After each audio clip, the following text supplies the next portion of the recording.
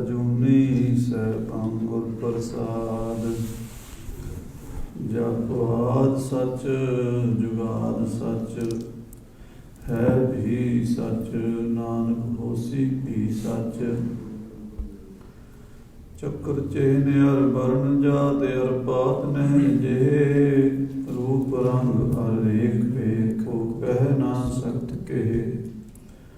ਅਚਲ ਮੂਰਤ ਅਨਭਵ ਪ੍ਰਕਾਸ਼ ਅਮਿਤੋਜ ਕਹਿਜੈ, ਓਟ ਇੰਦਰ ਇੰਦਰਾਣ ਸਾਹੇ ਸਾਨ ਗਣਿਜੈ। ਤ੍ਰਿਭਵਨ ਮਹੀ ਪਸੁਰ ਨਾਇ ਅਸੁਰ ਨੇਤ ਨੇਤ ਬਨ ਤ੍ਰਿਣ ਕਹਿਤ, ਤੈ ਸਰਬ ਨਾਮ ਕਥੈ ਕਾਨ ਕਰਮ ਨਾਮ ਬਰਨਤ ਸੁਮਤ। ਗਿਆਨ ਧਿਆਨ ਕਿਛ ਕਰਮ ਨਾ ਜਾਣਾ, ਸਾਰ ਨ ਜਾਣਾ ਤੇਰੀ।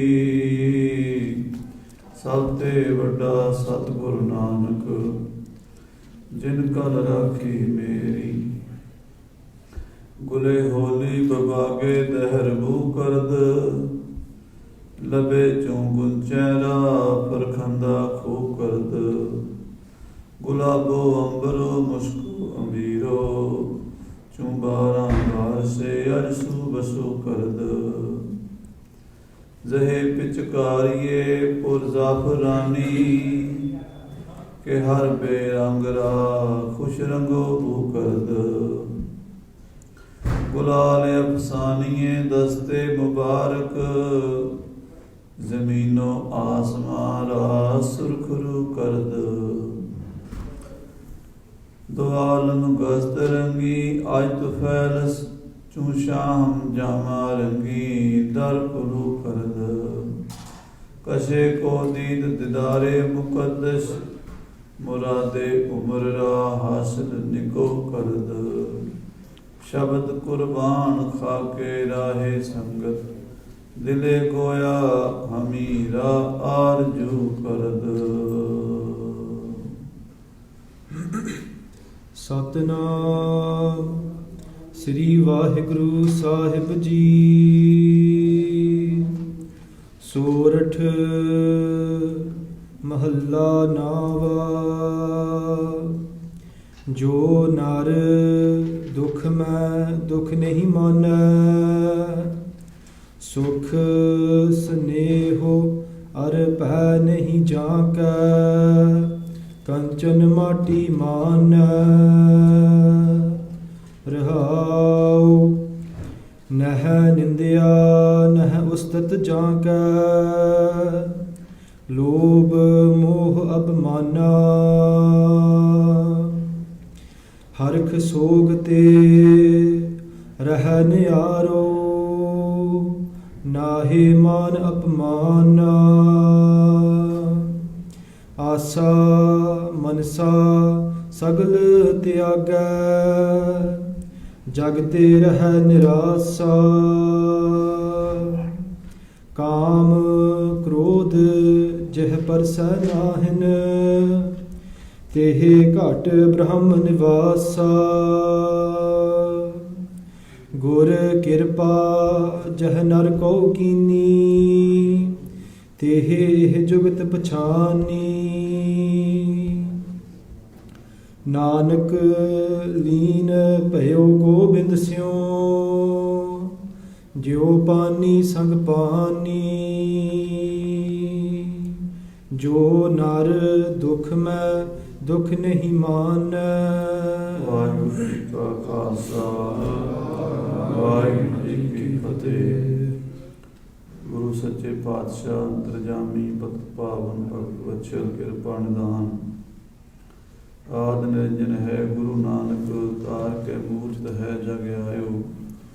ਲੋਕ ਸੁਣਿਓ ਪਰ ਲੋਕ ਸੁਣਿਓ, ਬਿਦ ਲੋਕ ਸੁਣਿਓ ਸਭ ਦਰਸ਼ਨ ਪਾਇਓ। ਸੰਗਤ ਪਾਰ ਉਤਾਰਨ ਕੋ, ਗੁਰੂ ਨਾਨਕ ਸਾਹਿਬ ਜੀ ਪੰਥ ਚਲਾਇਓ। ਵਾਹਿਗੁਰੂ ਗੁਰੂ ਨਾਨਕ ਸਾਹਿਬ, ਤਾਰ ਕੇ ਮੂਰਤ ਹੈ ਜਗ ਆਇਓ। ਪਰਮੇਸ਼ਰ ਦਾ ਅਕਾਲ ਪੁਰਖ ਨਿਰੰਕਾਰ ਦੀ ਜੋਤ, ਸੰਸਾਰ ਦਾ ਭਲਾ ਕਰਨ ਵਾਸਤੇ, ਭੁੱਲੇ ਭਟਕੇ ਜੀਵਾਂ ਨੂੰ ਪਰਮੇਸ਼ਰ ਦਾ ਰਾਹ ਦੱਸਣ ਵਾਸਤੇ ਇਸ ਸੰਸਾਰ ਦੇ ਵਿੱਚ ਆਈ ਹੈ। 10 ਜਾਮੇ ਧਾਰਨ ਕੀਤੇ ਹਨ ਔਰ ਸਾਨੂੰ ਗੁਰੂ ਕੇ ਸਿੱਖਾਂ ਨੂੰ ਰਸਤਾ ਦੱਸਿਆ ਹੈ। ਪਰਮਾਤਮਾ ਦਾ, ਵਾਹਿਗੁਰੂ ਦਾ, ਪਰਮੇਸ਼ਰ ਦਾ ਰਾਹ ਦੱਸਿਆ ਹੈ।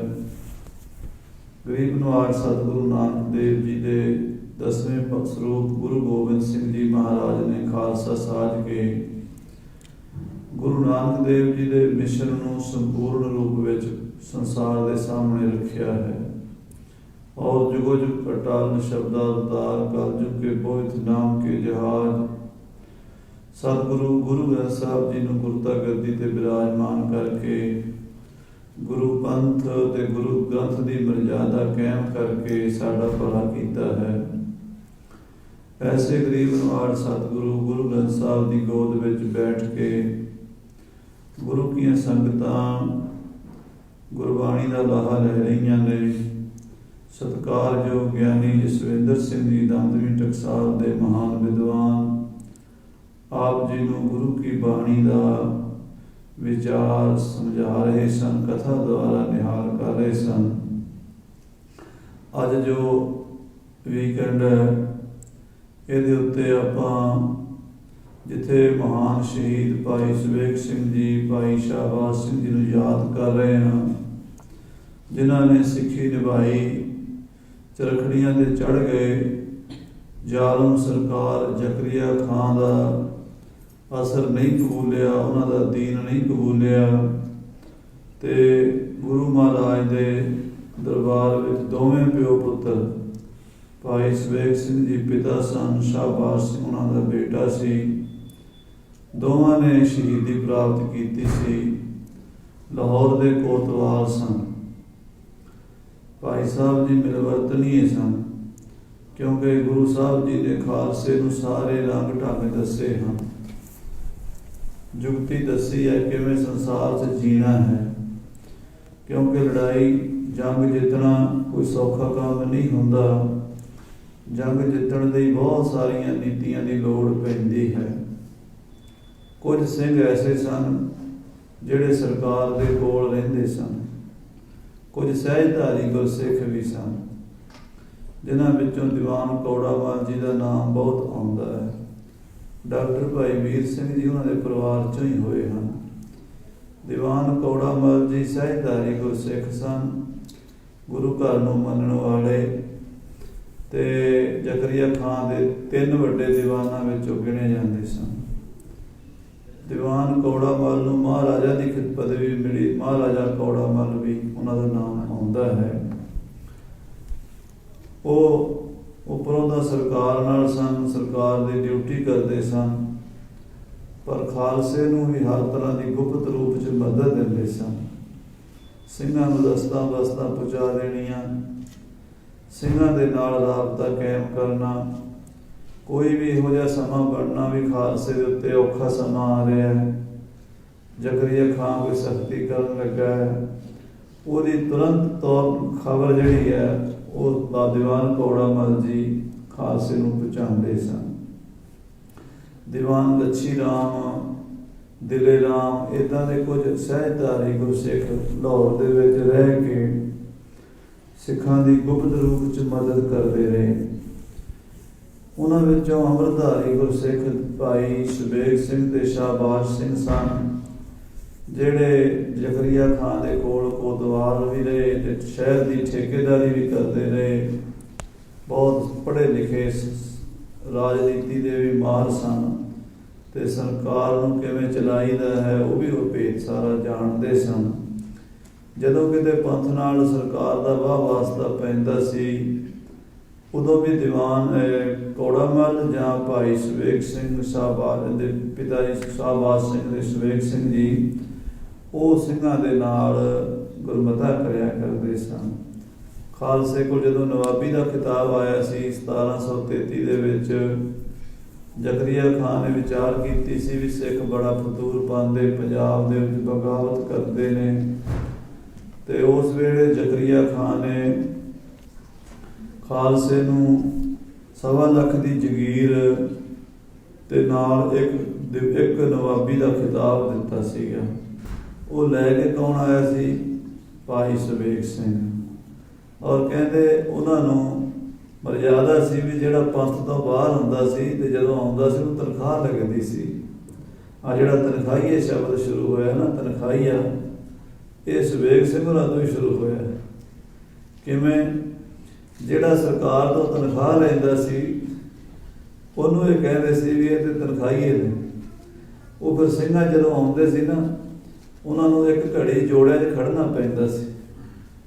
ਜੋੜਿਆਂ 'ਚ ਖੜ ਕੇ ਤੇ ਫਿਰ ਅਰਦਾਸ ਹੁੰਦੀ ਸੀ ਉਹਨਾਂ ਦੀ ਅਕਾਲ ਤਖ਼ਤ ਸਾਹਿਬ ਤੇ, ਵੀ ਇਹ ਮਹਾਰਾਜ ਤੁਹਾਡੇ ਸਿੰਘ ਨੇ, ਪਰ ਇਹ ਸਰਕਾਰ ਦੀ ਨੌਕਰੀ ਕਰਦੇ, ਉਹਨਾਂ ਨਾਲ ਰਹਿੰਦੇ। ਮਜਬੂਰੀ ਵੀ ਸੀ, ਕਿਉਂਕਿ ਜੇ ਉੱਥੇ ਸਿੰਘ ਨਾ ਰਹਿਣ ਸਰਕਾਰ ਦੇ ਕੋਲ, ਉੱਥੇ ਆਪਣੇ ਬੰਦੇ ਨਾ ਹੋਣ, ਤਾਂ ਉੱਥੋਂ ਦੀਆਂ ਨੀਤੀਆਂ ਨੂੰ ਆਪਣੇ ਕੋਲ ਕੌਣ ਪਹੁੰਚਾਏਗਾ? ਇਹ ਸਾਰੀਆਂ ਮਰਜ਼ਾਦਾ ਬਣੀਆਂ ਹੋਈਆਂ ਸੀ ਪੰਥ ਨੇ, ਵੀ ਇਸ ਦਾਇਰੇ 'ਚ ਇਹ ਕੰਮ ਹੋਣਾ, ਇਸ ਦਾਇਰੇ 'ਚ ਇਹ ਕੰਮ ਹੋਣਾ। ਅੱਜ ਅਸੀਂ ਪੜ੍ਹੇ ਲਿਖੇ ਯੂਨੀਵਰਸਿਟੀਆਂ ਕਾਲਜਾਂ ਵਾਲੇ ਆਪਣੇ ਬਜ਼ੁਰਗਾਂ ਨੂੰ ਅਨਪੜ੍ਹ ਕਹਿੰਦੇ। ਉਹਨਾਂ ਨੂੰ ਕੀ ਪਤਾ ਸੀ, ਅਸੀਂ ਜ਼ਿਆਦਾ ਸਿਆਣੇ ਹਾਂ, ਪਰ ਅਸੀਂ ਉਹ ਸਿਸਟਮ ਡਿਵੈਲਪ ਨਹੀਂ ਕਰ ਸਕੇ ਜਿਹੜਾ ਸਾਡੇ ਬਜ਼ੁਰਗਾਂ ਨੇ 250-300 ਸਾਲ ਪਹਿਲਾਂ ਕੀਤਾ ਸੀ। ਅਜੇ ਤੱਕ ਅਸੀਂ ਉਹਦੇ ਬਾਰੇ ਕੋਈ ਗਹਿਰਾਈ ਨਾਲ ਸੋਚਿਆ ਨਹੀਂ, ਵਿਚਾਰਿਆ ਨਹੀਂ। ਗੱਲਾਂ ਜ਼ਰੂਰ ਨੇ, ਬਾਹਾਂ ਉੱਚੀਆਂ ਉੱਚੀਆਂ ਕਰਕੇ ਨਾਅਰੇ ਮਾਰ ਦੇਣੇ ਤੇ ਜਕਾਰੇ ਗਜਾ ਦੇਣੇ, ਇਹ ਰਾਜ ਕਾਇਮ ਕਰਨ ਦੀਆਂ ਨਿਸ਼ਾਨੀਆਂ ਨਹੀਂ ਹੁੰਦੀਆਂ। ਰਾਜ ਵਾਸਤੇ ਬੜਾ ਕੁਝ ਚਾਹੀਦਾ ਹੁੰਦਾ। ਰਾਜ ਵਾਸਤੇ ਨੀਤੀ ਵੀ ਚਾਹੀਦੀ ਹੈ, ਬਿਨਾਂ ਨੀਤੀ ਦੇ ਰਾਜ ਨਹੀਂ ਚੱਲਦਾ।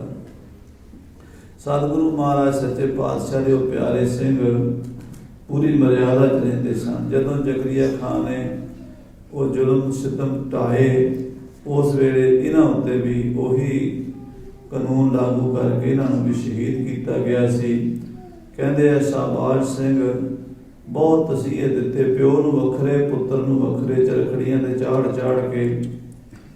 ਪੁੱਤਰ ਇੱਕ ਵਾਰੀ ਤਾਂ ਡੋਲ ਗਿਆ। ਕਾਜ਼ੀਆਂ ਨੇ ਕਿਹਾ ਤੇਰੇ ਪਿਤਾ ਨੇ ਤੇ ਇਸਲਾਮ ਕਬੂਲ ਲਿਆ ਤੇ ਤੂੰ ਵੀ ਕਬੂਲ ਕਰ ਲੈ। ਉਹਨੇ ਸੋਚਿਆ ਵੀ ਸ਼ਾਇਦ ਪਿਤਾ ਮੰਨ ਗਿਆ ਹੋਵੇਗਾ, ਉਹਨੇ ਹਾਂ ਕਰ ਦਿੱਤੀ। ਹਾਂ ਨਿਕਲ ਗਈ, ਕਿਉਂਕਿ ਸਰਕਾਰੀ ਤਸ਼ੱਦਦ ਬੜਾ ਭਾਰੀ ਸੀ, ਇੰਨਾ ਜ਼ਿਆਦਾ ਸਰੀਰ ਦੇ ਉੱਤੇ ਕਸ਼ਟ ਸੀ। ਚਰਖੜੀਆਂ ਦੇ ਚਾੜਨਾ, ਪੁੱਠੇ ਟੰਗਣਾ, ਖਲੜੀ ਉਤਾਰ ਦੇਣੀ, ਗੋਰੜੇ ਮਾਰਨੇ, ਭੁੱਖੇ ਪਿਆਸੇ ਰੱਖਣਾ। ਬੱਚਾ ਸੀ 17 ਸਾਲ ਦਾ, ਉਹ ਡੋਲ ਗਿਆ। ਜਦੋਂ ਕਹਿੰਦੇ ਵੀ ਉਹਦੇ ਮੂੰਹ ਤੋਂ ਹਾਂ ਨਿਕਲ ਗਈ ਤੇ ਭਾਈ ਸਵੇਗ ਸਿੰਘ ਨੂੰ ਕਿਹਾ ਤੇਰਾ ਪੁੱਤਰ ਤੇ ਮੰਨ ਗਿਆ, ਹੁਣ ਤੂੰ ਵੀ ਮੰਨ ਜਾ। ਉਹਨੇ ਕਿਹਾ ਇੱਕ ਵਾਰੀ ਮੈਨੂੰ ਬੁਲਾ ਤਾਂ ਦਿਓ, ਜੇ ਉਹ ਮੰਨ ਗਿਆ ਮੈਂ ਪੁੱਛਦਾ ਰਵਾਂ ਉਹਨੂੰ। ਜਦੋਂ ਪਿਓ ਦੇ ਸਾਹਮਣੇ ਪੁੱਤਰ ਨੂੰ ਲਿਆਂਦਾ, ਕਹਿੰਦੇ ਨਿਗਾਹ ਮਾਰ ਕੇ ਮੱਥੇ ਦੀ ਰੇਖ ਹੀ ਬਦਲ ਦਿੱਤੀ। ਉਹ ਕਹਿੰਦਾ ਕੌਣ ਕਹਿੰਦਾ ਮੈਂ ਮੰਨ ਗਿਆ? ਕਿ ਮੇਰਾ ਸਿਰ ਜਾਵੇ ਤਾਂ ਜਾਵੇ, ਮੇਰਾ ਸਿੱਖੀ ਸਿਰ ਤੇ ਨਾ ਜਾਵੇ।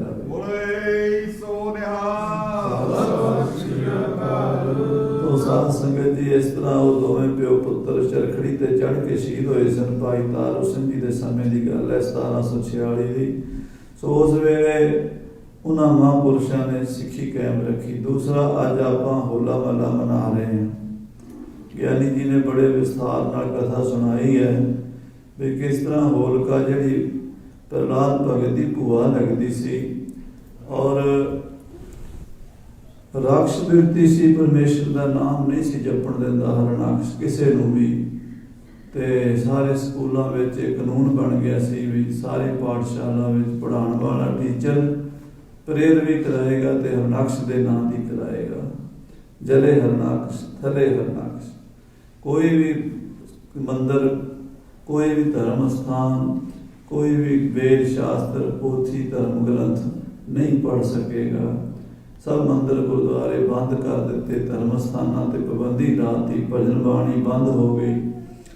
ਉਸ ਵੇਲੇ ਭਾਈ ਗੁਰਦਾਸ ਜੀ ਲਿਖਦੇ ਨੇ ਕਰ ਹਰਨਾਕਸ਼ ਦੇਣ ਦੇ ਕਲਰ ਕਵਲ ਭਗਤ ਪ੍ਰਹਲਾਦ। ਹੁਣ ਕਲਰ ਦੀ ਖੇਤੀ ਆਪਾਂ ਜਿਹੜੇ ਪੰਜਾਬ ਚੋਂ ਆਏ ਆ, ਹੁਣ ਤੇ ਪਤਾ ਇੱਥੋਂ ਦੇ ਬੱਚਿਆਂ ਨੂੰ ਨਾ ਪਤਾ ਹੋਵੇ, ਕਲਰ ਦੀ ਪੈੜੀ ਦੇ ਵਿੱਚ ਕਣਕ ਵੀ ਨਹੀਂ ਉਗਦੀ। ਕਲਰ ਦੀ ਪੈੜੀ ਵਿੱਚ ਕੋਈ ਵੀ ਜਿਹੜਾ ਬੀਜ ਪਾਓਗੇ ਕਲਰ ਸਾੜ ਦਿੰਦਾ ਹੈ, ਪਰ ਕਲਰ 'ਚ ਕਵਲ ਦਾ ਫਲ ਹੋ ਜਾਣਾ, ਕਿਉਂਕਿ ਕਵਲ ਦਾ ਫਲ ਤੁਹਾਨੂੰ ਪਤਾ ਹੈ ਵੀ ਪਾਣੀ ਸਰੋਵਰ ਤੋਂ ਬਿਨਾਂ ਨਹੀਂ ਹੁੰਦਾ। ਜਿੰਨੀ ਮਰਜ਼ੀ ਵਧੀਆ ਜ਼ਮੀਨ ਹੋਵੇ, ਉਪਜਾਊ ਜ਼ਮੀਨ ਹੋਵੇ, ਪਾਣੀ ਨਾ ਖੜਾ ਹੋਵੇ ਤੇ ਕਵਲ ਦਾ ਫੁੱਲ ਨਹੀਂ ਹੁੰਦਾ। ਪਰ ਕਲਰ ਦੇ ਵਿੱਚ ਕਵਲ ਹੋ ਜਾਣਾ ਇੱਕ ਕ੍ਰਿਸ਼ਮਾ ਹੈ। ਭਾਈ ਗੁਰਦਾਸ ਜੀ ਨੇ ਬਹੁਤ ਸੋਹਣੇ ਅਲੰਕਾਰ ਵਰਤੇ ਨੇ। ਕਹਿੰਦੇ ਘਰ ਹਰਨਾਕਸ਼ ਦੈਂਤ ਦੇ, ਇਹਨੂੰ ਅਸੰਭਵ ਅਲੰਕਾਰ ਕਹਿੰਦੇ, ਜਿਹੜੀ ਗੱਲ ਹੋ ਨਹੀਂ ਸਕਦੀ ਉਹ ਹੋ ਜਾਣੀ। ਕਲਰ ਕਵਲ, ਕਲਰ ਦੇ ਵਿੱਚ ਕਵਲ ਦਾ ਫੁੱਲ ਹੋ ਗਿਆ ਭਗਤ ਪ੍ਰਹਲਾਦ। ਇੱਕ ਦੁਸ਼ਟ ਬੰਦੇ ਦੇ ਘਰ, ਜਿਹੜਾ ਸਾਰੇ ਦੇਸ਼ ਵਿੱਚ ਲੋਕਾਂ ਨੂੰ ਕਹਿੰਦਾ ਸੀ, ਮੁਲਤਾਨ ਦਾ ਰਾਜਾ ਸੀ ਇਹ, ਪਾਕਿਸਤਾਨ ਵਿੱਚ ਸ਼ਹਿਰ ਹੈ ਮੁਲਤਾਨ, ਉੱਥੋਂ ਦਾ ਰਾਜਾ ਸੀਗਾ। ਕਹਿੰਦਾ ਕੋਈ ਪ੍ਰਮਾਤਮਾ ਦਾ ਨਾਮ ਨਹੀਂ ਲੈ ਸਕਦਾ। ਉਹਦਾ ਪੁੱਤਰ ਹੀ ਜਪਣ ਲੱਗ ਪਿਆ। ਉਸ ਨੂੰ ਮਨਾਉਣ ਵਾਸਤੇ ਪਹਿਲਾਂ ਕੋਠੇ ਵਿੱਚ ਬੰਦ ਕੀਤਾ ਗਿਆ। ਬਾਣੀ 'ਚ ਲਿਖਿਆ, ਪ੍ਰਹਲਾਦ ਕੋਠੇ ਵਿੱਚ ਰੱਖਿਆ, ਬਾਹਰ ਦੀ ਆ ਤਾਲਾ, ਬੂਹੇ ਦੇ ਤਾਲਾ ਲਾਤਾ। ਨਿਰਭਉ ਬਾਲਕ ਮੂਲ ਨਾ ਡਰੀ, ਮੇਰੇ ਅੰਤਰ ਗੁਰ ਗੋਪਾਲਾ। ਉਹ ਕਹਿੰਦਾ ਵੀ ਮੈਨੂੰ ਕੋਈ ਡਰ ਨਹੀਂ, ਮੇਰੇ ਨਾਲ ਪਰਮੇਸ਼ਰ ਵਸਦਾ, ਮੇਰੇ ਅੰਦਰ ਬੈਠਾ ਹੋਇਆ। ਤਨਹਾਈ, ਇਕੱਲਾਪਣ ਜੇਲ੍ਹਾਂ ਵਿੱਚ ਤੰਗ ਕਰਦਾ ਹੈ। ਕਿਤੇ ਵੀ ਆਪਾਂ ਇਕੱਲੇ ਰਹੀਏ, ਜਿਹੜੇ ਬੱਚੇ ਮੇਰੇ ਵਰਗੇ ਇੱਥੇ ਆ ਜਾਂਦੇ, ਇਕੱਲੇ ਆ ਜਾਂਦੇ, ਤੇ ਉਹ ਬੜਾ ਔਖਾ ਹੁੰਦਾ। ਪਰਿਵਾਰ ਦੀ ਯਾਦ ਆਉਂਦੀ ਹੈ, ਸੱਜਣਾ ਮਿੱਤਰਾਂ ਦੀ, ਪਿੰਡ ਦੀਆਂ ਗਲੀਆਂ ਦੀ। ਆਪਾਂ ਅਮਰੀਕਾ ਵਿੱਚ ਵੀ ਜੇਲ੍ਹ ਸਮਝਣ ਲੱਗ ਜਾਂਦੇ ਹਾਂ ਕਈ ਵਾਰੀ, ਕਹਿੰਦੇ ਮਿੱਠੀ ਜੇਲ੍ਹ ਹੈ, ਪਰ ਜੇਲ੍ਹ ਤਾਂ ਜੇਲ੍ਹ ਹੀ ਹੈ। ਤੇ ਉੱਥੇ ਜੇਲ੍ਹ ਦੇ ਵਿੱਚ ਫਿਰ ਕੋਠੇ ਦੇ ਬਾਹਰ ਤਾਲਾ ਲੱਗਾ ਹੋਵੇ, ਹਨੇਰੀ ਕੋਠੜੀ ਸੀ, ਤੇ ਬੱਚਾ ਵਿੱਚ ਬੈਠਾ 5 ਸਾਲ ਦਾ। ਉਹ ਕਹਿੰਦਾ ਮੈਨੂੰ ਕੋਈ ਡਰ ਨਹੀਂ, ਕਿਉਂਕਿ ਮੇਰੇ ਅੰਦਰ ਪਰਮੇਸ਼ਰ ਹੈ। ਆਖੋ ਸਤਿਨਾਮ ਸ੍ਰੀ ਵਾਹਿਗੁਰੂ। ਕਹਿਣ ਲੱਗੇ ਏਦਾਂ ਨਹੀਂ ਮੰਨਦਾ, ਇਹਨੂੰ ਪਾਣੀ 'ਚ ਡੋਬ ਦਿਓ। ਉਹਨੂੰ ਪਾਣੀ 'ਚ ਡੋਬਿਆ। ਜਦੋਂ ਪਾਣੀ 'ਚ ਜ਼ਿਆਦਾ ਨਾ ਡੋਬਿਆ, ਗੁਰਪ੍ਰਸਾਦ, ਪਾਣੀ ਨੇ ਨਹੀਂ ਡੋਬਿਆ। ਕਹਿੰਦੇ ਪਹਾੜ ਤੋਂ ਸੁੱਟਿਆ, ਪਹਾੜ ਤੋਂ ਸੁੱਟ ਕੇ ਵੀ ਇਹਦੀ ਹੱਡੀਆਂ ਚੂਰ ਹੋ ਜਾਣਗੀਆਂ, ਮਰ ਜਾਏਗਾ। ਨਹੀਂ ਮਰਿਆ। ਉਹਦੀ ਭੂਆ, ਉਹਨੂੰ ਵਰ ਮਿਲਿਆ ਹੋਇਆ ਸੀ ਲੋਈ, ਇੱਕ ਜਿਹੜੀ ਲੋਹੜੀ ਨੂੰ ਵੀ ਆਪਾਂ ਉੱਦਾਂ ਹੀ ਬਾਲਦੇ ਹਾਂ। ਕਈ ਚੀਜ਼ਾਂ ਐਸੀਆਂ ਨੇ ਜਿਹੜੀਆਂ ਹਜ਼ਾਰਾਂ ਸਾਲਾਂ ਤੋਂ ਪਰੰਪਰਾਵਾਂ ਚਲਦੀਆਂ ਲੋਕਾਂ ਦੀਆਂ ਮਾਨਤਾਵਾਂ, ਮਿੱਥਾਂ ਕਈ ਰੂਪ ਬਦਲਦੀਆਂ ਨੇ। ਸਮਾਜ ਦੇ ਵਿੱਚ ਉਹਦੇ ਨਵੇਂ ਰੂਪ ਬਣਦੇ ਰਹਿੰਦੇ ਨੇ, ਉਹਦੇ ਅਸਰ ਰਹਿੰਦੇ ਨੇ। ਸੋ ਉਹ ਲੋਈ, ਉਹਦੇ ਕੋਲ ਕਹਿੰਦੇ ਆ, ਹੋਲਕਾ ਦੇ ਕੋਲ ਇੱਕ ਲੋਈ ਵੀ ਸੀ, ਜਿਹੜੀ ਕਈ ਵਾਰੀ ਕਨਫਿਊਜ਼ਿੰਗ ਹੁੰਦੀ ਹੈ ਵੀ ਲੋਈ ਵੀ ਉਹਦੇ ਨਾਲ ਜੋੜ ਦਿੰਦੇ ਆ, ਲੋਹੜੀ ਨੂੰ ਵੀ, ਤੇ ਹੋਲਕਾ ਨੂੰ ਵੀ ਸਾੜਦੇ ਇੱਕੋ ਤਰ੍ਹਾਂ ਨੇ। ਤਾਂ ਉਹਦਾ ਸੰਤਾਂ ਮਹਾਂਪੁਰਸ਼ਾਂ ਤੋਂ ਅਸੀਂ ਸੁਣਿਆ ਹੈ ਵੀ ਇਹੀ ਰੀਜ਼ਨ ਮੰਨਦੇ ਆ ਵੀ ਉਹ ਜਿਹੜੀ ਲੋਈ ਸੀ ਉਹ ਉੱਤੇ ਲੈ ਲੈਂਦੀ ਸੀ, ਫਿਰ ਉਹਨੂੰ ਅੱਗ ਨਹੀਂ ਸੀ ਸਾੜ ਸਕਦੀ। ਉਹ ਕਹਿਣ ਲੱਗੀ ਮੇਰੇ ਕੋਲ ਐਸੀ ਲੋਈ ਹੈ, ਮੈਂ ਉੱਤੇ ਲੈ ਲਵਾਂਗੀ, ਅੱਗ ਮੈਨੂੰ ਸਾੜੇਗੀ ਨਹੀਂ। ਪ੍ਰਹਲਾਦ ਨੂੰ ਮੈਂ ਆਪਣੀ ਗੋਦ 'ਚ ਲੈ ਕੇ ਬੈਠਾਂਗੀ, ਤੁਸੀਂ ਉੱਤੇ ਲੱਕੜਾਂ ਚਿਣ ਕੇ ਅੱਗ ਲਾ ਦਿਆ ਜੇ, ਮੇਰੀ ਲੋਈ ਮੈਨੂੰ ਬਚਾ ਲੇਗੀ, ਪ੍ਰਹਲਾਦ ਸੜ ਜਾਏਗਾ। ਐਸਾ ਹੀ ਕੀਤਾ ਗਿਆ। ਪਰ ਪਰਮੇਸ਼ਰ ਦੀ ਖੇਡ ਹੈ ਵੀ ਉਹਦੀ ਲੋਈ ਵੀ ਸੜ ਗਈ, ਹੋਲਕਾ ਵੀ ਸੜ ਗਈ, ਤੇ ਪ੍ਰਹਲਾਦ ਜੀ ਨੂੰ ਸੇਕ ਨਹੀਂ ਲੱਗਿਆ। ਬਹੁਤ ਕੁਛ ਹੋਇਆ। ਅਖੀਰ ਪ੍ਰਹਲਾਦ ਜੀ ਨੂੰ ਤੱਤੇ ਥੰਮ ਨੂੰ, ਲੋਹੇ ਦਾ ਥੰਮ ਬੜਾ ਵੱਡਾ, ਅੱਗ ਵਿੱਚ ਲਾਲ ਕਰਕੇ ਤਾਂ ਕੇ ਲੋਹੇ ਨੂੰ, ਤੇ ਉਹਨੂੰ ਜੱਫੀ ਪਾਉਣ ਵਾਸਤੇ ਕਿਹਾ ਗਿਆ। ਸਾਹਮਣੇ ਥੰਮ ਤੱਤਾ, ਉਹਨੂੰ ਜੱਫੀ ਪਾਉਣ ਲਈ ਜਦੋਂ ਤੁਰੇ, ਪਰਮੇਸ਼ਰ ਅਕਾਲ ਪੁਰਖ ਨਿਰੰਕਾਰ ਕੀੜੀ ਦਾ ਰੂਪ ਧਾਰ ਕੇ ਉਹ ਬਲਦੇ ਹੋਏ ਥੰਮ ਦੇ ਉੱਤੇ ਤੁਰਿਆ ਜਾਂਦਾ। ਪ੍ਰਹਲਾਦ ਨੂੰ ਇਹ ਸਮਝਾਉਣ ਵਾਸਤੇ ਵੀ ਜੇ ਕੀੜੀ ਨਹੀਂ ਸੜ ਸਕਦੀ, ਤੂੰ ਕਿਵੇਂ ਸੜ ਸਕਦਾ। ਜਦੋਂ ਉਹਦੇ ਕੋਲ ਗਿਆ, ਥੰਮ ਨੂੰ ਜੱਫੀ ਪਾ ਲਈ, ਤੇ ਕੁਛ ਨਹੀਂ ਹੋਇਆ। ਤੇ ਸਾਧ ਸੰਗਤ ਜੀ, ਭਾਈ ਦਸਮ ਪਾਤਸ਼ਾਹ ਮਹਾਰਾਜ ਗੁਰੂ ਗੋਬਿੰਦ ਸਿੰਘ ਜੀ ਨੇ ਵੀ ਇੱਕ ਕਥਾ ਲਿਖੀ ਹੈ। ਕਹਿੰਦੇ ਜਦੋਂ ਉਹਨੇ ਆਪਣੀ ਤਲਵਾਰ ਦਾ ਮੁੱਠਾ ਨਾ ਉਸ ਥੰਮ ਦੇ ਉੱਤੇ ਮਾਰਿਆ ਜ਼ੋਰ ਦੇ ਨਾਲ, ਹਰਨਾਕਸ਼ ਨੇ, ਥੰਮ ਪਾਟ ਗਿਆ। ਥੰਮ ਪਾੜ ਹਰ ਪ੍ਰਗਟਿਆ, ਨਰ ਸਿੰਘ ਰੂਪ ਅਨਾਦ ਜੁਗਾਦ। ਭਾਈ ਗੁਰਦਾਸ ਜੀ ਕਹਿੰਦੇ ਥੰਮ ਵਿੱਚੋਂ ਐਸਾ ਵਿਚਿੱਤਰ ਰੂਪ ਨਿਕਲਿਆ, ਕਿਉਂਕਿ ਹਰਨਾਕਸ਼ ਨੇ ਇਹਦੇ ਹੰਕਾਰ ਦਾ ਕਾਰਨ ਸੀ। ਕੋਈ ਵੀ ਬੰਦਾ ਹੰਕਾਰ ਕਰਦਾ ਨਾ, ਉਹਦਾ ਕੋਈ ਨਾ ਕੋਈ ਰੀਜ਼ਨ ਹੁੰਦਾ। ਕਿਸੇ ਕੋਲ ਪੈਸਾ ਜ਼ਿਆਦਾ ਹੁੰਦਾ, ਕਿਸੇ ਕੋਲ ਸੁਹੱਪਣ ਜਵਾਨੀ ਸੁੰਦਰਤਾ ਹੁੰਦੀ ਹੈ, ਕਿਸੇ ਕੋਲ ਵਿਦਿਆ ਪੜ੍ਹਾਈ ਲਿਖਾਈ ਹੁੰਦੀ ਹੈ, ਕਿਸੇ ਕੋਲ ਸਰੀਰਕ ਤੌਰ ਤੇ ਰਿਸ਼ਟ ਪੁਸ਼ਟ ਪਹਿਲਵਾਨ ਹੁੰਦਾ, ਤਗੜਾ ਹੁੰਦਾ, ਕਿਸੇ ਦੀ समाज विच बरादरी च भाईचारे च गल मनींदी है। किसी कोल कोई राज सत्ता कोई पावर होंदी है राजनीति की, वो तां ही हंकार होंदा।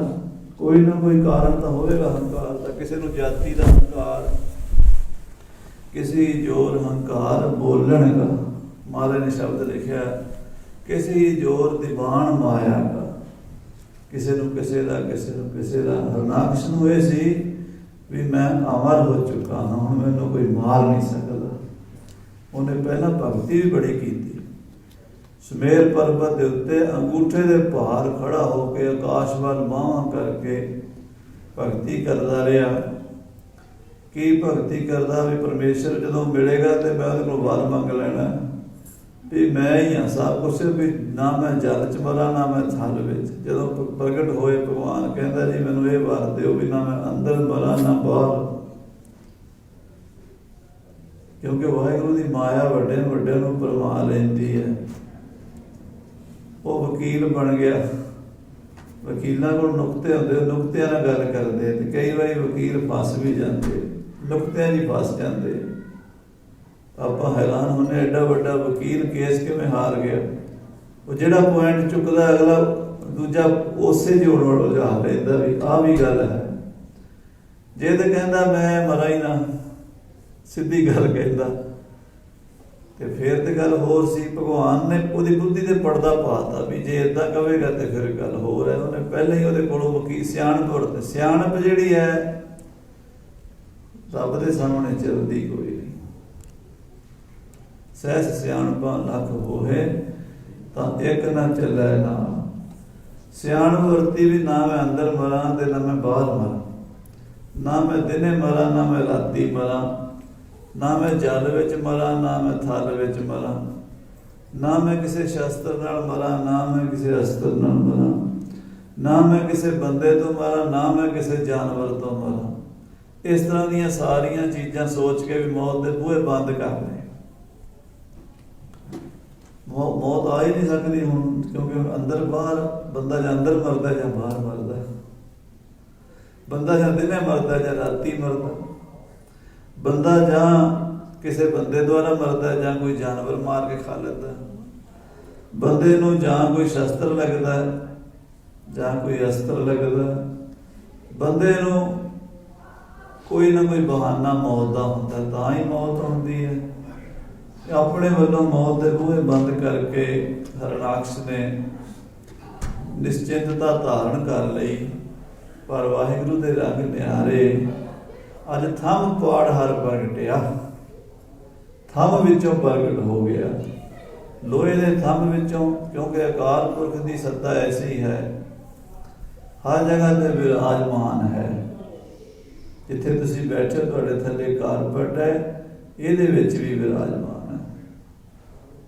जरे जरे च कण कण विच विराजमान है। ऐसी कोई थां नहीं जिथे भगवान नहीं है। आखो सतनाम श्री वाहिगुरू। ऐसी कोई थां नहीं है, पर इन्नी दृष्टि बनानी पेगी, नज़र बनानी। ब्रह्म ज्ञानी की दृष्टि होंदी है, उन्होंने सब थां ते भगत नामदेव सब थां ते दिसदा सी। कुत्ते च भी दिसदा सी। असीं कुत्ते च रब नहीं देख सकते, बंदे च नहीं देखते रब च तां की देखना, कुत्ते च की देखना। असीं तां बंदे नूं नहीं समझदे भी विच रब है। वो कुत्ते विच भी रब देखदा, सप विच भी, शेर विच भी, बघियाड़ विच भी। सर्ब जोत तेरी पसल रही, जय जय देखा तै निरहरी। थम पाड़ हर प्रगटिया, थम विचों प्रगट होया। 10वें पातशाह ने लिखिया भी 7 दिन 7 रातां हरनाकश जंग करदा रहा भगवान नाल। वो भी बली बड़ा सीगा, कदी वो थले कदी वो उत्ते, घुलते रहे लड़ते रहे। 7वें दिन अमृत वेले 4 बजे कहते दा बल घटना शुरू हो गया। जदों जोर लग गया तो ना दिन ना रात, जदों दोवां दी संध्या होंदी, संध्या 2 होंदियां ने आम तौर पर, 3 संध्या मनते हैं पर 2 प्रसिद्ध ने। संध्या का मतलब होता है जिथे संधि होवे, मेल होवे। आ ज्वाइंट जिन्हों कहने, ज्वाइंट नूं संधि कहते, जिथे जोड़ होंदा। दिन ते रात का जोड़ कदों होंदा? जां सवेरे होंदा, शाम नूं होंदा। ਆਮ ਤੌਰ ਤੇ ਲੋਕ ਇੱਕ ਸੰਧਿਆ ਮੰਨਦੇ ਆ, ਸ਼ਾਮ ਨੂੰ ਸੰਧਿਆ ਕਹਿੰਦੇ ਆ, ਪਰ ਜਿਹੜੇ ਵਿਦਵਾਨ ਨੇ ਉਹ 3 ਸੰਧਿਆ ਕਹਿੰਦੇ ਹਨ।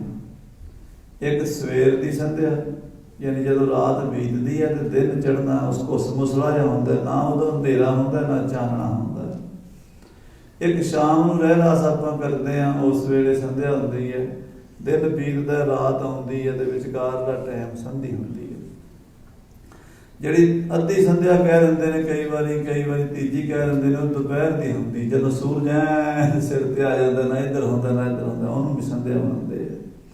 ਕਈ ਲੋਕ ਉਸ ਵੇਲੇ ਵੀ ਪੂਜਾ ਪਾਠ ਕਰਦੇ, ਪੰਡਤ ਲੋਕ ਸਵੇਰੇ ਵੀ ਕਰਦੇ ਆ, ਦੁਪਹਿਰ ਨੂੰ ਵੀ, ਸ਼ਾਮ ਨੂੰ, ਕਈ 2 ਟਾਈਮ ਕਰਦੇ ਆ। ਚਲੋ, ਉਹ ਜਦੋਂ 2-3 ਰਾਤ ਦਾ ਸਵੇਰ ਹੋਣਾ ਸੀ, ਉਸ ਵੇਲੇ ਉਹਦਾ ਜ਼ੋਰ ਲੱਗ ਗਿਆ। ਨਰ ਸਿੰਘ ਰੂਪ ਸੀ ਭਗਵਾਨ ਦਾ, ਨਰ ਨੇ ਬੰਦਾ, ਸਿੰਘ ਨਾਮ ਸ਼ੇਰ ਦਾ। ਉੱਪਰਲਾ ਹਿੱਸਾ ਸ਼ੇਰ ਦਾ ਸੀਗਾ, ਥੱਲੇ ਵਾਲਾ ਬੰਦੇ ਦਾ ਸੀਗਾ, ਤੇ ਉਹਦੇ ਜਿਹੜੇ ਨੌਂਦਰਾਂ ਸਨ ਸ਼ੇਰ ਦੀਆਂ, ਉਹਨੇ ਫੜ ਕੇ ਡਿਊਟੀ ਦੇ ਵਿਚਕਾਰ, ਦਰਵਾਜ਼ੇ ਦੇ ਵਿਚਕਾਰ ਆਪਣੇ ਪੱਟਾਂ ਤੇ ਰੱਖ ਲਿਆ। ਕਹਿੰਦਾ, ਦੇਖ ਹਰਨਾਕਸ਼, ਨਾ ਦਿਨ ਹੈ ਨਾ ਰਾਤ ਹੈ, ਨਾ ਦਿਨ ਹੈ ਨਾ ਰਾਤ ਹੈ, ਨਾ ਤੂੰ ਅੰਦਰ ਹੈ ਨਾ ਤੂੰ ਬਾਹਰ ਹੈ, ਕਮਰੇ ਦੇ ਵਿੱਚ, ਦਰਵਾਜ਼ੇ ਦੇ ਵਿਚਕਾਰ ਹੈ।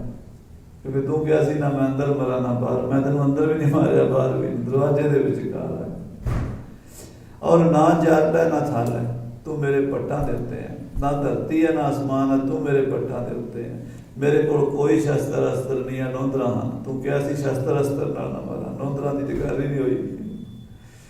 ਮੇਰੀਆਂ ਨੌਂਦਰਾਂ ਤੇਰਾ ਪੇਟ ਪਾੜਨਗੀਆਂ। ਨਾ ਮੈਂ ਬੰਦਾ ਹਾਂ ਨਾ ਮੈਂ ਜਾਨਵਰ ਹਾਂ, ਅੱਧਾ ਸ਼ੇਰ ਅੱਧਾ ਮਨੁੱਖ, ਹੁਣ ਮੈਂ ਤੈਨੂੰ ਮਾਰਾਂ। ਪੇਟ ਪਾੜ ਦਿੱਤਾ, ਆਂਦਰਾਂ ਕੱਢ ਦਿੱਤੀਆਂ, ਹਰਨਾਕਸ਼ ਮਾਰ ਦਿੱਤਾ। ਭਿਆਨਕ ਰੂਪ ਸੀ ਭਗਵਾਨ ਦਾ। ਗੁਰੂ ਅਮਰਦਾਸ ਜੀ ਨੇ ਸਾਰੀ ਕਥਾ ਭੈਰੋਂ ਰਾਗ ਵਿੱਚ ਲਿਖੀ ਹੈ। ਕਹਿੰਦੇ ਭਗਵਾਨ ਦਾ ਭਿਆਨਕ ਰੂਪ ਦੇਖ ਕੇ ਦੇਵਤੇ ਵੀ ਡਰ ਗਏ। ਹੋਰ ਕੋਈ ਨੇੜੇ ਨਹੀਂ ਜਾ ਸਕਦਾ। ਦੇਵਤੇ ਜਾ ਕੇ ਲక్ష్ਮੀ ਨੂੰ ਕਹਿੰਦੇ, ਤੂੰ ਭਗਵਾਨ ਦੀ ਘਰ ਵਾਲੀ ਹੈ, ਭਗਵਾਨ ਨੂੰ ਕਹਿ ਵੀ ਆਹ ਭਿਆਨਕ ਰੂਪ ਬਦਲ ਲੈਣ, ਡਰ ਲੱਗਦਾ ਹੈ। ਘਰ ਵਾਲੀ ਕਹਿੰਦੀ ਹੈ ਵੀ ਮੈਂ ਉਂਝ ਤਾਂ ਘਰ ਵਾਲੀ ਹਾਂ, ਪਰ ਇਸ ਵੇਲੇ ਮੈਂ ਵੀ ਡਰਦੀ ਹਾਂ। ਜਦੋਂ ਘਰ ਵਾਲੇ ਨੂੰ ਗੁੱਸਾ ਚੜਿਆ ਹੋਵੇ, ਭਾਵੇਂ ਜਿੰਨੀ ਮਰਜ਼ੀ ਪਿਆਰੀ ਹੋਵੇ, ਡਰਦੀ ਹੈ। ਜਦੋਂ ਘਰ ਵਾਲੇ ਨੂੰ ਵੱਟ ਚੜਿਆ ਹੋਵੇ ਨਾ, ਮਾਈਆਂ ਡਰਦੀਆਂ, ਕੀ ਪਤਾ ਕੀ ਕਰਦੇ। ਹੁਣ ਇਹ ਕਹਿੰਦੇ ਹੁਣ ਨਹੀਂ ਕਿਸੇ ਦੇ ਕਾਬੂ ਦਾ, ਫਿਰ ਇਹ ਭਗਵਾਨ ਹੈ, ਕਹਿੰਦੇ ਇਹਦਾ ਕੀ ਪਤਾ ਕੀ ਕਰਦਾ। ਬਾਣੀ 'ਚ ਲਿਖਿਆ, ਮੈਂ ਕੋਲੋਂ ਨਹੀਂ ਕਹਿ ਰਿਹਾ। ਦੇਵਕੁਲੀ ਲక్ష్ਮੀ ਕੋ ਕਰੇ ਜੈਕਾਰ। ਗੁਰੂ ਅਮਰਦਾਸ ਸਾਹਿਬ ਦੇਵਤੇ ਲక్ష్ਮੀ ਨੂੰ ਕਹਿੰਦੇ, ਮਾਤਾ ਤੇਰੀ ਜੈ ਹੋਵੇ। ਹਾਂ ਬੱਚਾ ਦੱਸੋ ਕੀ ਕਹਿੰਦੇ ਹੋ? ਮਾਤਾ ਨਰਸਿੰਘ ਦਾ ਰੂਪ ਨਿਵਾਰ। ਗੁਰੂ ਗ੍ਰੰਥ ਸਾਹਿਬ ਜੀ ਅੱਜ ਕੱਲ੍ਹ ਕਈ ਸੱਜਣ ਨਾ ਇਹੋ ਜਿਹੀ ਕਥਾ ਸੁਣ ਕੇ ਕਿੰਤੂ ਪਰੰਤੂ ਸਾਨੂੰ ਜੀ ਗੁਰੂ ਗ੍ਰੰਥ ਸਾਹਿਬ ਨੂੰ ਸੁਣਾਓ, ਤੇ ਉਹਨਾਂ ਨੇ ਗੁਰੂ ਗ੍ਰੰਥ ਸਾਹਿਬ ਪੜ੍ਹਿਆ ਨਹੀਂ ਹੁੰਦਾ, ਤੇ ਲੋਕਾਂ 'ਚ ਭੁਲੇਖਾ ਪਾ ਲੈਂਦੇ ਆ ਵੀ ਇਹਦੀ ਮਨ ਘੜਤ ਕਹਾਣੀਆਂ ਸੁਣਾਈ ਜਾਂਦੇ ਆ। ਇਹਨਾਂ ਲੋਕਾਂ ਨੂੰ ਸੁਚੇਤ ਹੋਣ ਦੀ ਲੋੜ ਹੈ। ਸਭ ਤੋਂ ਵੱਡਾ ਖਤਰਾ ਸਾਨੂੰ ਇਹਨਾਂ ਲੋਕਾਂ ਤੋਂ ਹੈ ਜਿਹੜੇ ਸਾਨੂੰ ਗੁਰੂ ਗ੍ਰੰਥ ਸਾਹਿਬ ਦਾ ਨਾਮ ਲੈ ਕੇ ਬਲੈਕਮੇਲ ਕਰ ਰਹੇ ਆ। ਆਖੋ ਸ੍ਰੀ ਵਾਹਿਗੁਰੂ। ਕਿਉਂਕਿ ਨਾ ਲੋਕਾਂ ਨੇ ਪੜ੍ਹਿਆ, ਨਾ ਉਹਨਾਂ ਨੇ ਆਪ ਪੜ੍ਹਿਆ। ਇੱਕ ਬਸ ਬਹਾਨਾ ਵੀ ਅਸੀਂ ਗੁਰੂ ਗ੍ਰੰਥ ਸਾਹਿਬ ਨੂੰ ਮੰਨਦੇ ਹਾਂ, ਬਾਕੀ ਕੱਖ ਨਹੀਂ ਪੱਲੇ। ਮਹਾਰਾਜ ਗੁਰੂ ਗ੍ਰੰਥ ਸਾਹਿਬ ਦੇ ਬਚਨ ਨੇ, ਦੇਵਕੁਲੀ ਲక్ష్ਮੀ ਕੋ ਕਰੈ ਜੈਕਾਰ। ਦੇਵਤੇ ਲక్ష్ਮੀ ਦੀ ਜੈ ਜੈਕਾਰ ਕਰਦੇ। ਮਾਤਾ ਨਰਸਿੰਘ ਕਾ ਰੂਪ ਨਿਵਾਰ। ਮਾਤਾ ਜੀ ਦਾ ਰੂਪ ਜਿਹੜਾ ਬੜਾ ਭਿਆਨਕ ਹੈ, ਡਰਾਉਣਾ ਹੈ, ਇਹਨੂੰ ਕਹੇ ਰੂਪ ਬਦਲ ਲਵੇ, ਡਰ ਲੱਗਦਾ, ਅਸੀਂ ਤੇ ਨੇੜੇ ਜਾ ਨਹੀਂ ਸਕਦੇ। ਲక్ష్ਮੀ ਭਉ ਕਰੈ। ਹੁਣ ਭਉ ਦਾ ਬਦਲ ਕੀ ਹੈ? ਡਰ। ਲక్ష్ਮੀ ਭਉ ਕਰੈ ਨਾ ਸਾਕੈ ਜਾਏ। ਉਹ ਕਹਿੰਦੀ ਮਾਂ ਤੋਬਾ, ਮੈਂ ਨਹੀਂ ਜਾਂਦੀ। ਲక్ష్ਮੀ ਭਉ ਕਰੈ ਨਾ ਸਾਕੈ, ਨੇੜੇ ਨਹੀਂ ਜਾ ਸਕਦੀ। ਫਿਰ ਕਹਿੰਦੇ ਕੀ ਕਰੀਏ? ਲక్ష్ਮੀ ਕਹਿੰਦੀ ਹੈ ਵੀ ਇਸ ਵੇਲੇ ਕਿਤੇ ਕੋਲ ਜਾ ਸਕਦਾ ਇਹਦਾ ਭਗਤ, ਇਸ ਵੇਲੇ ਨਹੀਂ ਕਿਸੇ ਦਾ ਦੁਆਲਾ, ਇਹਦਾ ਭਗਤ ਜਾ ਸਕਦਾ ਹੈ। ਹਰਨਾਕਸ਼ ਦਾ ਪੁੱਤਰ ਪ੍ਰਹਲਾਦ ਭਗਤ, ਜਿਹਦੇ ਵਾਸਤੇ ਆ ਭਗਵਾਨ ਨੇ ਰੂਪ ਧਾਰਨ ਕੀਤਾ, ਉਹਨੂੰ ਕਹੋ ਵੀ ਭਗਵਾਨ ਨੂੰ ਕਵੇ। ਲక్ష్ਮੀ ਭਉ ਕਰੈ ਨਾ ਸਾਕੈ ਜਾਏ, प्रहलाद जन चलनी लगा था है, प्रहलाद दौड़ के गया भगवान के चरणों के, कह लगा महाराज कृपा करो, ये भयानक रूप वेख के सारी दुनिया 33 करोड़ देवता देवी सब डर गए ने, आप जी ये रूप दूर कर लो। भगवान कहते ठीक है बच्चे, तेरा कहना मन के मैं पहले रूप च आ जाना। सो इस तरह साध संगत जी ये होली जिहड़ी है ना, उदों होलिका सड़न तो बनाई गई, लोगों को ये समझाउण लई, ज्ञान देण लई भी रब दे भगतां नूं कोई नहीं मार सकदा, रब दे भगतां नूं कोई नहीं साड़ सकदा, पर रब दे भगतां नाल मत्था लाउण वाला कदी भी दुनिया दे किसी युग विच भी जिंदा बचिया कोई नहीं। हर जुग जुग भगत उपाया, पैज रखदा आया राम राजे, हरनाकस दुष्ट हर मारिया, प्रहलाद तराया। ये वाहिगुरू दी खेड है, ਉਹਦੇ ਭਗਤਾਂ ਦੀ, ਉਸ ਭਗਤਾਂ ਦਾ ਸਹਾਈ ਜੁਗ ਜੁਗ ਜਾਣਿਆ, ਜੁਗ ਜੁਗ ਤੋਂ ਹੈ। ਉਦੋਂ ਤੋਂ ਇਹ ਚੱਲੀ ਸੀ, ਬਾਅਦ ਵਿੱਚ ਲੋਕਾਂ ਨੇ ਇਹਦੇ ਬੜੇ ਰੂਪ ਬਦਲੇ। ਦੁਆਪਰ ਯੁਗ 'ਚ ਮਹਾਰਾਜ ਕ੍ਰਿਸ਼ਨ ਜੀ ਹੋਲੀ ਖੇਡੀ, ਬੜੇ ਪਿਆਰ ਨਾਲ ਰਾਸ ਲੀਲਾ ਕੀਤੀ, ਗੋਪੀਆਂ ਗਾਇਨ ਕਰਦੀਆਂ, ਭਗਵਾਨ ਗਾਉਂਦੇ, ਬੰਸਰੀ ਵਜਾਉਂਦੇ, ਤੇ ਉੱਥੇ ਬੜਾ ਸੋਹਣਾ ਗੁਲਾਲ ਉੱਡਦਾ। हौले हौले वो होली तो रूप बदलता बदलता कलयुग दे विच ये सिर्फ गरीब लोगों का त्यौहार रह गया। एक तो मुगलों का राज आ गया, तुर्कों ने हिंदू धर्म दीयां सारियां परंपरावां नूं मिट्टी च मिलाउण दीयां कोशिशां कीतियां, ते जदों लोग कमज़ोर हो जाते हैं ना, गरीबी भी आ जाती है, जहालत आ जाती है, अनपढ़ता आ जाती है, गुलामी आ जाती है, उदों फिर उन्हां दे त्यौहार भी मिट्टी च रुल जाते हैं। बस रह की गया खेदा उड़ाना, सिर पाना संगी साथियां दे, करना कपत रौला है कचोला है। खे उड़ा लेनी, मिट्टी गलियां जो नालियां जो चुक पा देना, गोहा चुक के सिट देना, काला लिया के काला तेल ही मल जाते कई अजकल, वो महीना महीना मूँह तो नहीं लैंदा। वो जो काम शुरू हो गया, भंग पी लेनी, शराब पी लेनी, बस गालां कढ़ी जानियां, ते कई बारी बीबियां भैणां भी वो विच नच्चण गाण लग जांदियां, उन्होंने भी उस तरह ही माड़ी दी दृष्टि नाल देखना। ये इत्थों तक जो ये पद्धर गिर गया, हुण कलगीधर पातशाह ने, कलगियां वाले पातशाह ने इन्हां गरीबां नूं ही बादशाह बनाना सीगा। इन गरीब सिखां को तैमूं पातशाही, याद करें हमरी गुरियाई। महाराज ने 1699 की विसाखी नूं खालसा साजिया सी। पौने 2 साल बाद जी होली आई 1701 दे विच, उस तो पहला हुक्मनामा भेजिया सारे सिखां नूं, जिथे जिथे गुरु नानक दे प्यारे रहिंदे, भाई 5 शस्त्र सजा के आउणा जी, गात्रे ढाल तलवार होवे, हाथ 'च बरछा होवे, बंदूक मोढे होवे, तीर कमान होवे, पेश कवच खंजर कटार, दुमाले दे चक्कर सजे होण, ऐन तैयार बर तैयार हो के, जब हमरे दर्शन को आवो, बन सुचेत तन शस्त्र सजावो, कमर कसा कर देव दिखाई, हमरी खुशी हो दिखाई। ये हुक्म दिता, घोड़े लैके आओ, शस्त्र लैके आओ, ऐतकी होला आनंदपुर साहब मनाना। सब संगतां दूरों दूरों चल के आईयां। बाजा वाले पातशाह ने बड़े सुंदर दीवान सजाए, रागी सिंह राग गांदे, ढाडी वारा गांदे, कवि कविता सुनाते, महाराज दे लंगर चल रहे ने, किते महाराज दे सूरबीर योधे शस्त्र विद्या खेड रहे ने, कोई सिखा रहे ने, कोई सिख रहे ने।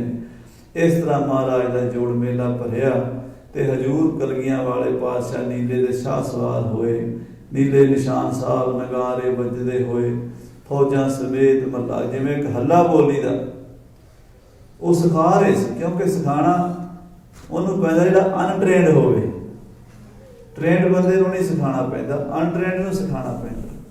जिहड़े जिहड़े लोकां नूं खालसा साजिया सी ना, वो कौन सन? कट्ठे कीते जट बूट झीवर तरखाना, ये पहाड़ी राजा ने कहा सी। ये गुरु गोबिंद सिंह तू की कीता? कट्ठे कीते जट बूट झीवर तरखाना, वो की जानन तेग नूं हथ की मूं पाना, उन्होंने की पता तेग किवें फड़ी दी है।